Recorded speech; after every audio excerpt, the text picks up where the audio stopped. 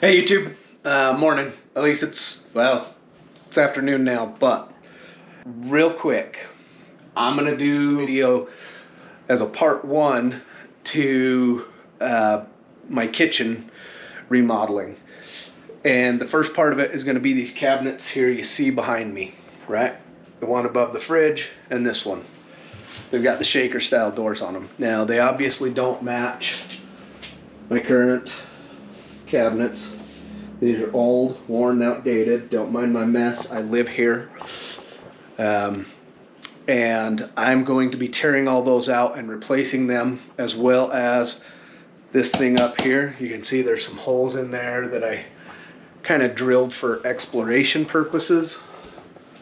And you'll see that that is plywood and the rest are not. They're just full of insulation. So that's going to come out, that whatever you call it, hanging down above the ceiling.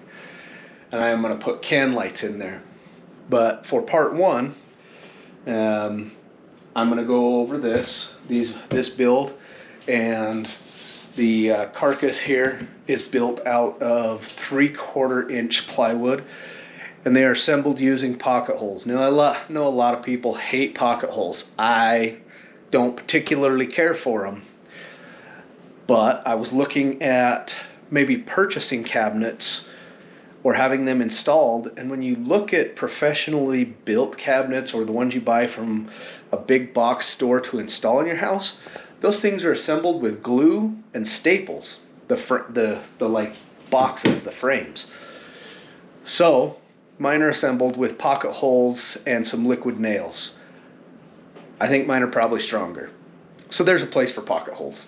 Not in everything, but there's a place for them. I used them in this, and I'm probably going to use them in the rest of the cabinet builds.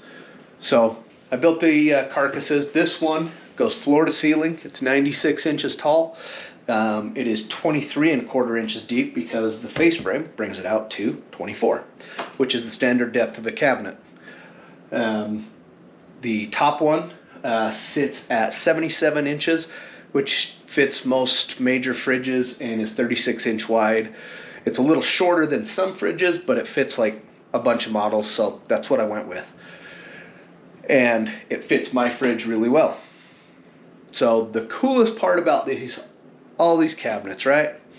I built the shelves basically, or the boxes, and I put the face frames, and the face frames are also built with pocket holes, and those are just 3/4 inch pre-primed pine that you get at a big box store, 3.5 inches. Now the only place that is not 3.5 or 2.5 inches is inside the cabinet right here, and that's because I needed more space for.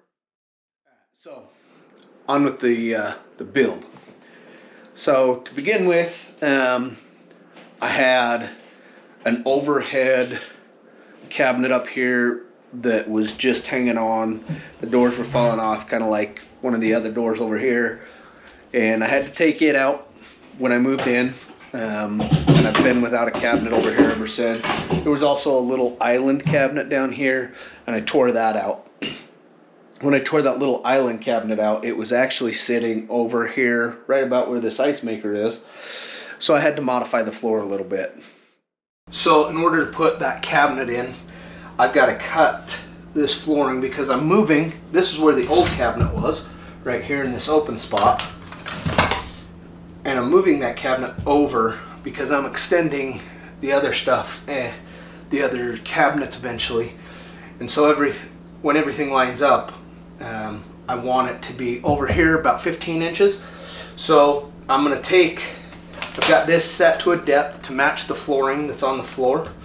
And I've got a line marked here on the floor. I'm just going to eyeball it because it's going to be covered most by the cabinets.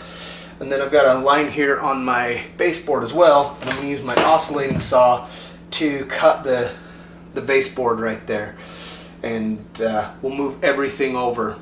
I'll just take these two pieces of flooring and I'll shift them the 15 inches over, and it should just work out so everything just slides in and it should look good.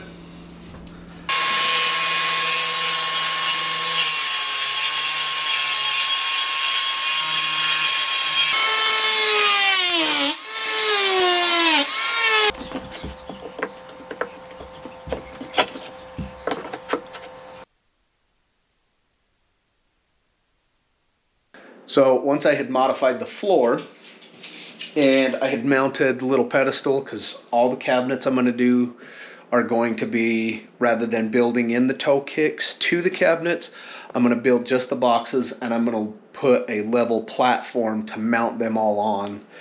That way I can level that and everything will be level from there, and I don't have to worry about getting them all level for the top and everything. So that's the way I'm going to build the cabinets.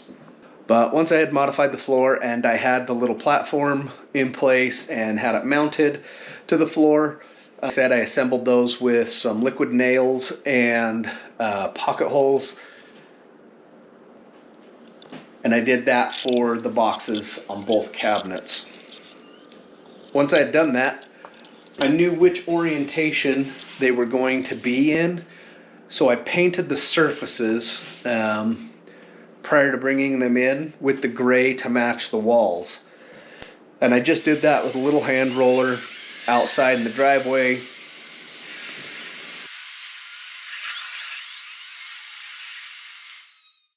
I brought those in, and there are, on both cabinets, there is a stringer across the top, and I marked out where the studs were going to be on the wall. I leveled everything before I did it, made sure it was straight up and down, and I secured those to the wall with big, longer number 10 wood screws and some washers. I didn't use any glue or anything, but that's fastened to the wall like that. The one over the fridge has two. It has one on top and one on bottom to fasten that to the wall. Those are, again, sunk into the studs.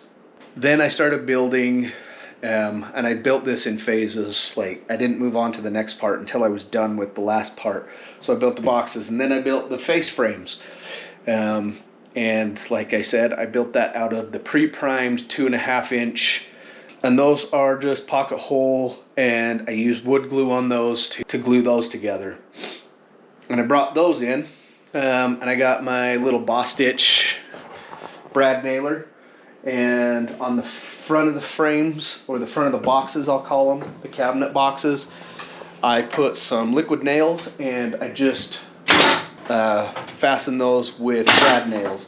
And I'll go back before I do final coat, and I'll fill those brad nails in with some wood putty or something, so that you won't be able to see those when everything's done. But once that was done, I ripped the you can see in these cabinets this little piece right here. I ripped a bunch of those out. All my shelves are drawers. They all slide out. Every single one of them. The top, the bottom, all of them. Because that's what I wanted. And that is just 3/4 inch plywood. I used wood glue and some just regular old screws to secure those to the sides where I knew the drawers were going to be. And I squared those up with the face of the cabinet so that everything will be level. And I secured those in, and then I built the drawer boxes. The shelf drawers is kind of what I've coined them. So I'm making the drawer frames for the tall cabinet, and they'll fit right in between everything. I'm just using brad nails and glue to fasten the outside, and then I've got these dados cut here in the bottoms, and the back is cut short. You can see. I'm going to slide a 1/4 inch piece of plywood in there, glue it, and then just brad nail it in the back. When those were done, I did paint the fronts and the tops and the insides. I applied a coat of polyurethane to those just for protection's sake. There's nothing, I don't think there's anything going to be there or ever spilled anything, but it provides that little extra protection. So once I had that poly on there, it was dry. I took a compass and I just set it at a depth, and I ran lines across those 3/4 inch pieces in here.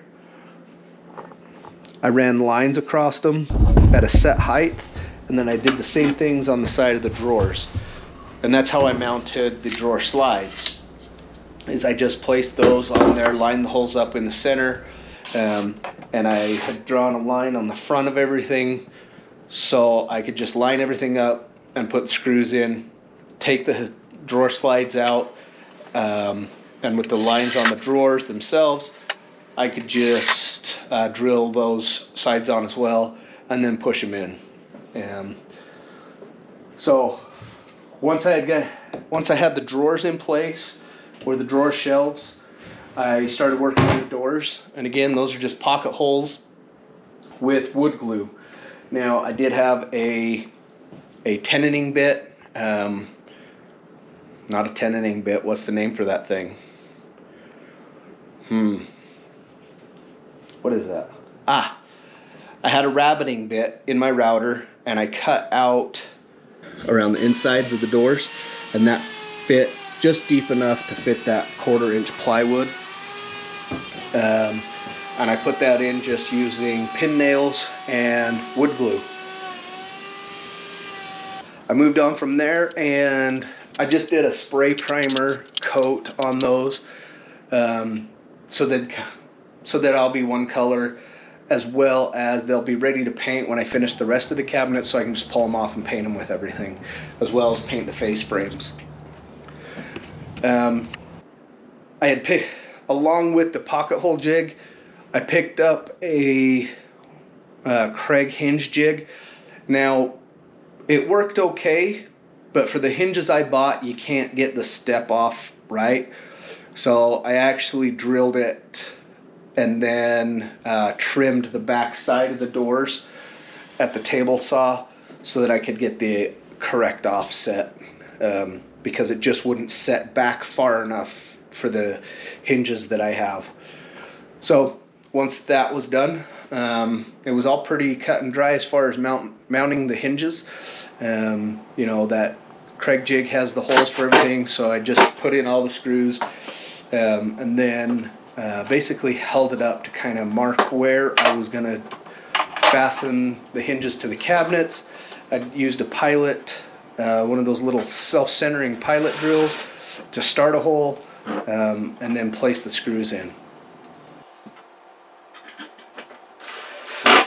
You can see on the hinges there, it's got a little bit of adjustment up and down. So I was able to get those where I wanted them, as well as there's an adjustment for in and out, so I could get the doors lined up, and you can see that they're lined up pretty straight, and up here they're pretty level and straight as well. But that was basically these cabinets. I hate shelves. I hate storage shelves because you can never get to what's in back, right? You always have to look in back or dig through stuff, or you have to have some fancy little storage thing. So I thought, you know what? I'm going to put these on drawers. And that is the coolest part about these whole shelves. They are mounted on 18-inch soft close drawer slides.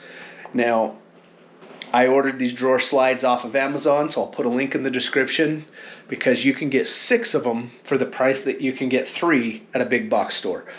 So I ordered them off Amazon. If you want to buy some drawer slides, or you want to build something similar, I'll put the link to those drawer slides down in the description, along with a lot of the tools I used to build this. I purchased these. It's a tenoning bit set for specifically for this kind of stuff, and I'm going to try that on the doors and the drawer fronts for the rest of the kitchen. But enough, that's going to be like part 3 or 4 when I get to the other cabinets. This is going to be part 1. Part 2, I am going to be tearing this out. I'm going to be putting in 4 can lights in the kitchen. It's not a very big kitchen. It's so 4 can lights will work really well for the cook and food prep area. And these lights, that I put these in when I moved in a couple months ago, because the old style was like 1970s style, you know, the glass upside down plate ones, horrible. So I tore those out and put in new ones. I did a lot of that little kind of stuff, like replaced light switches and plugs and all sorts of things.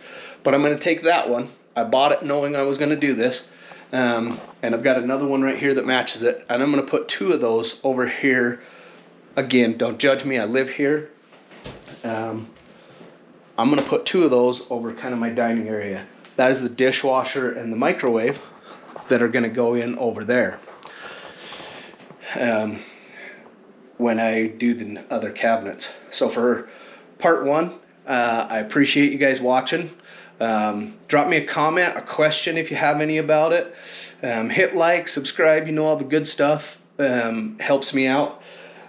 Like I said, I'll put those sliders in, or the drawer slides in the description, the link to them from Amazon, as well as my Etsy and my Teespring store.